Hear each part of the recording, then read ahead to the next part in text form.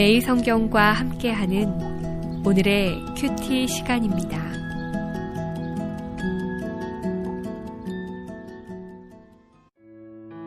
(9월 12일) 오늘의 말씀은 고린도후서 9장 1절에서 15절입니다.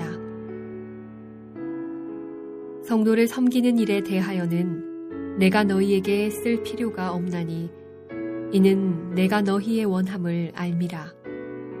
내가 너희를 위하여 마게도냐인들에게 아가야에서는 1년 전부터 준비하였다는 것을 자랑하였는데 과연 너희의 열심이 더 많은 사람들을 분발하게 하였느니라.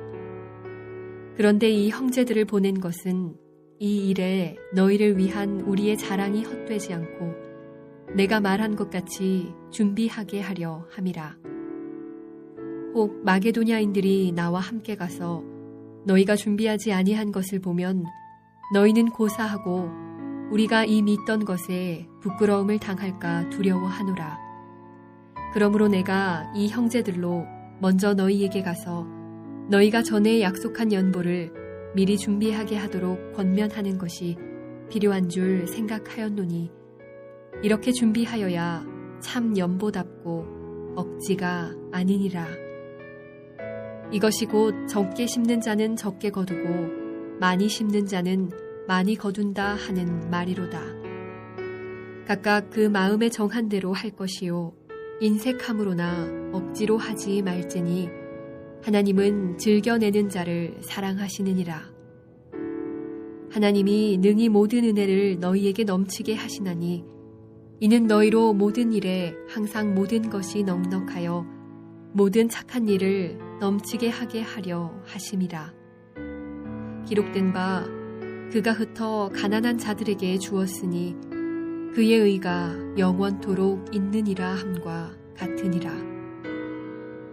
심은 자에게 씨와 먹을 양식을 주시는 이가 너희 심을 것을 주사 풍성하게 하시고 너희의 의의 열매를 더하게 하시리니 너희가 모든 일에 넉넉하여 너그럽게 연보를 함은 그들이 우리로 말미암아 하나님께 감사하게 하는 것이라. 이 봉사의 직무가 성도들의 부족한 것을 보충할 뿐 아니라 사람들이 하나님께 드리는 많은 감사로 말미암아 넘쳤느니라. 이 직무로 증거를 삼아 너희가 그리스도의 복음을 진실히 믿고 복종하는 것과 그들과 모든 사람을 섬기는 너희의 후한 연보로 말미암아 하나님께 영광을 돌리고 또 그들이 너희를 위하여 간구하며 하나님이 너희에게 주신 지극한 은혜로 말미암아 너희를 사모하느니라. 말할 수 없는 그의 은사로 말미암아 하나님께 감사하노라.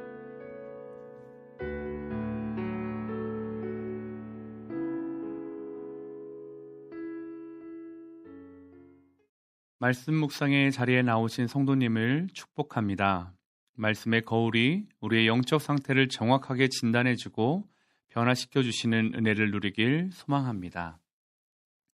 고린도 교회가 위치한 아가야 지역은 1년 전부터 예루살렘을 위한 헌금을 열심히 내었습니다. 이러한 열심은 마게도냐인들에게 도전이 되어 그들로 하여금 예루살렘을 위한 구제 사업에 뛰어들게 하였습니다.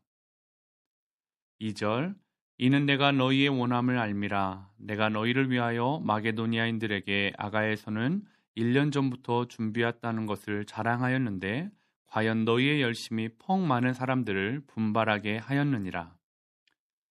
이러한 상황에서 바울은 고린도 교회의 열심을 다시 불러일으키기 위해서 그들이 얼마나 다른 사람들에게 큰 영향을 줬는지 소개하고 있습니다.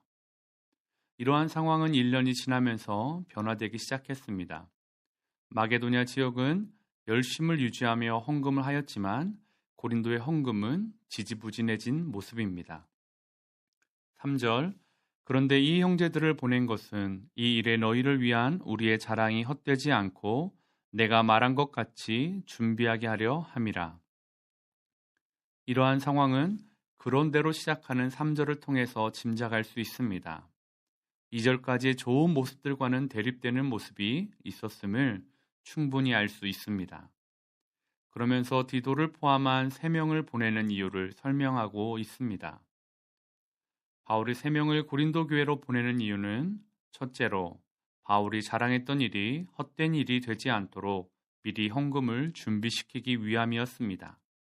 둘째는 이와 같이 헌금을 미리 준비하는 것이 하나님이 기뻐하시는 참된 헌금의 의미를 잘 담을 수 있기 때문이었습니다. 만약 이러한 사전 준비 없이 마게도냐 성도들이 고린도 교회를 방문했다면 바울이 그동안 수없이 자랑한 이야기들이 거짓이 되며 혹 급하게 헌금을 모은다 할지라도 거기에서 자발적인 기쁨보다는 강요와 남의 시선에 의한 헌금이 되어질 것이기 때문입니다. 이러한 상황에서 바울은 하나님께 드리는 헌금에 대한 우리의 자세를 이야기합니다. 이러한 헌금의 자세를 말하면서 조금 이해하기 힘든 구절이 나옵니다. 6절, 이것이 곧 적게 심는 자는 적게 거두고 많이 심는 자는 많이 거둔다는 말이로다. 이것은 앞장에서 말한 내용과 상충되는 것으로 보여집니다. 고린도후서 8장 12절, 할 마음만 있으면 있는 대로 받으실 터이요 없는 것은 받지 아니하시리라. 이와 같이 분명하게 하나님께는 양은 문제가 되지 않습니다. 그렇다면 6절은 어떤 의미가 있을까요? 여기서 말하는 적게 심는 자는 양을 말하는 것이 아니라 인색하게 심는 태도를 말하고 있는 것입니다. 많이 역시 5절에 억지라는 유로기아라는 단어를 사용해서 감사함으로 축복의 마음으로 뿌리는 것을 말하고 있는 것입니다. 즉 이것은 헌금의 내용이 아니라 자세에 대한 이야기를 하고 있는 것입니다. 이러한 자원함으로 즐겨내는 헌금에 대한 자세는 7절에 명확하게 나오고 있습니다. 7절, 각각 그 마음에 정한 대로 할 것이요 인색함으로나 억지로 하지 말지니 하나님은 즐겨내는 자를 사랑하시느니라. 또 다른 헌금에 대한 하나님의 원칙은 풍성하게 하여 주시는 것입니다. 10절, 심는 자에게 씨와 먹을 양식을 주시는 이가 너희 심을 것을 주사 풍성하게 하시고 너희 의의 열매를 더하게 하시리니 하나님은 씨를 뿌리는 자에게 뿌릴 씨뿐만이 아니라 먹을 열매까지도 주겠다고 말씀하고 계십니다. 하나님의 뜻에 따라 가난한 자들과 자신의 것을 나누고 하나님께 드리는 자는 더 많은 풍성함을 경험하게 되는 것입니다. 이때 우리가 반드시 기억해야 하는 것이 있습니다. 헌금은 더 많은 재물의 복을 받기 위한 투자가 아니라는 것입니다. 만약 우리가 단순히 심는 것을 풍성히 얻기 위해 열매를 많이 받기 위해 헌금에 열심을 낸다면 이는 하나님을 수단화시키는 것입니다. 우리는 더 많이 부유해지기 위해 헌금하는 것이 아닙니다. 하나님의 사랑에 감사함으로 더 많은 선한 일에 사용되기 위해서 헌금을 하는 것입니다. 우리의 삶에 부어지는 물질의 씨앗이 너무 부족하다고 혹시 생각하시는지요? 아니면 꽤 괜찮은 투자 종목이나 보험으로 헌금을 사용하고 있지는 않으신지요? 오늘 본문을 통해서 우리의 헌금과 구제에 대한 중심을 점검하고 하나님의 사랑과 은혜를 흘려보내는 하루가 되시길 소망합니다. 함께 기도하겠습니다. 하나님은 우리의 행복을 위한 수단이 아닙니다. 하나님은 우리의 삶의 목적이고 삶의 이유임을 고백합니다. 오늘 하나님을 기쁘시게 하는 모습으로 가득한 우리의 삶이 되게 하옵소서. 예수님의 이름으로 기도합니다. 아멘.